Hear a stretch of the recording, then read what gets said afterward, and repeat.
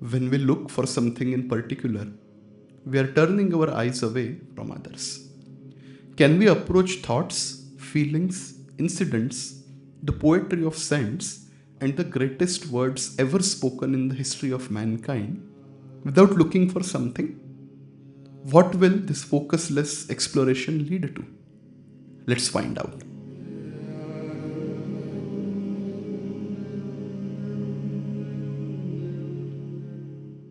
Namaskar, everyone. Welcome to my podcast, Looking for Nothing with Mandar. I was reading a wonderful line by Kabir today morning. And it's a Doha. The second line of Doha is what I liked more.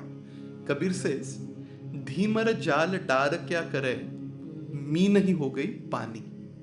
So a dhimer is a fisherman. So the fisherman would put his net in the water to catch the fish. And Kabir is saying, imagine if all the fish become water, what would get caught in that net and what would the fisherman get? And I think Kabir has spoken about Advait in many ways. He has used many metaphors, not only Kabir. In many sense, they have used their own terminologies, their own examples, imagination to talk about this oneness, which is the foundation of our existence. And I liked this a lot, because it's actually very visual in picture, like you can actually see that fisherman putting his net and nothing would get caught. And it actually talks about all the aspects of it, the net is Maya and the fisherman is the Brahma and then the fish is we all and we become one with that water. I remember one more metaphor which goes very, very close to this one by Sri Ramakrishna Paramans, where he says, like someone asked him, what is it like to experience the divine? And he said, it's like salt doll going into the sea to measure the depth of it. No one is going to come back, no one is going to measure anything because no one is going to be there. So when we look at Advaita and when we look at this whole language and this imagery and this vocabulary, what also happens is that it doesn't tell us anything about how to go closer to that state. It sounds very beautiful, Dhimar जाल डार क्या करे मी नहीं हो गई पानी. But how does that fish actually become water? How does that process happen? And our conceptualization of Advaita, what role does it play? So today I'm going to actually question this whole Advaita, different metaphors and all of that over the centuries, The earliest reference of Advaita that I could find, it was in Chandogya Upanishad. And the metaphor which comes there, it's very simple. It says, from same mud, you create different pots of different shapes, sizes. But ultimately, it's all mud. It's the same mud. In same way, the second example is actually gold and various ornaments that we make out of it. And Shri Nisargadatta Maharaj has also used this metaphor a lot in his talks. If we look at today's science also, I have a different body, this thing is different, this microphone is different.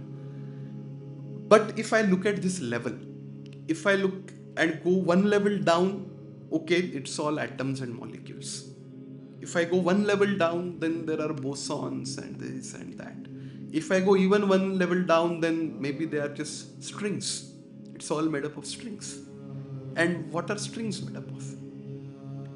So I think ultimately every path will come down to this saying that, there is just one thing at the bottom. Someone would call it's all mud, all clay from which we are all the pots.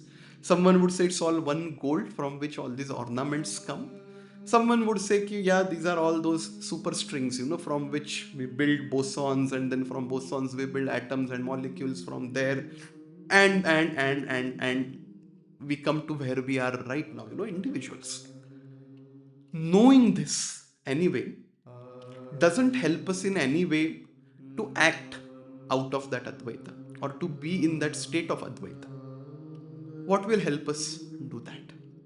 And I think it's a big question. It's a very important question. Otherwise, it becomes a fantasy. And like J. Krishnamurti will always, he would always say, ki, what use is it to you? Because it's a concept, it's an idea, it's not your reality. So what you are actually creating in a way is a polarity. You're saying, I am here and here is Advaita, and which will create a conflict in yourself. So I think in our life today, we have to look at it from 2 points of views.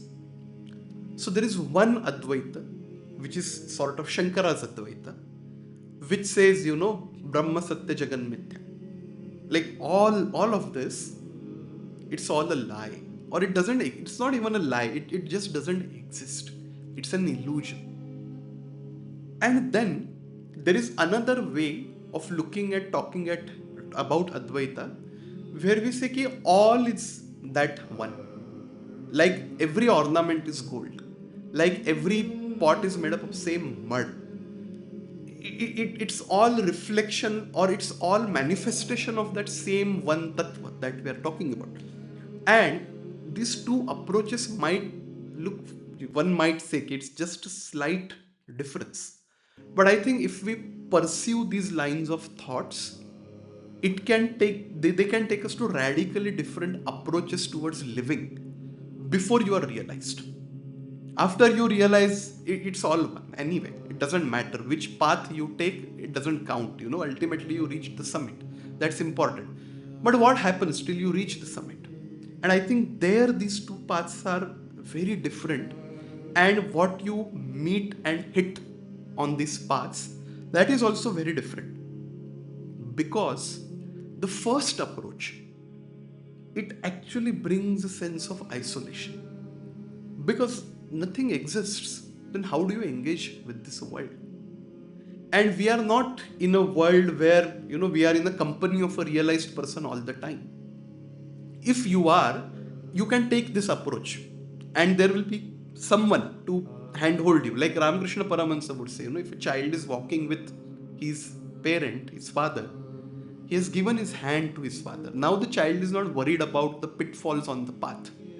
But in our case, we have to worry because there is no father to hold our hand right now, right here. And the first approach can become very alienating. And that's why, as we see the later poetry of saints, we see that they dropped those metaphors and they built upon the metaphors of mud pot and gold. Like Kabir, for instance. Kabir says, Chanda jhalke yahi ghat mahi. Now he has built further on that metaphor. He says we are all pots filled with same water, and same one moon is reflected in every pot. Now this is even more nuanced metaphor, where he's saying that this body is like pot, that consciousness is like the water, and that reflection of moon in every pot is actually that reflection of that one tattva, which is one, but it's perceived differently because every pot is different, water is different, and every pot is at a different angle. Every pot is that Brahma is getting reflected in every pot in a different angle. I think this way of looking at it makes us more inclusive. It makes us more prone to accept the diversity around us. It makes us more prone to deal with people who are different than us, who are walking different paths than us. I think the first metaphor, it leaves you with just one option of saying, yeah, but it doesn't matter.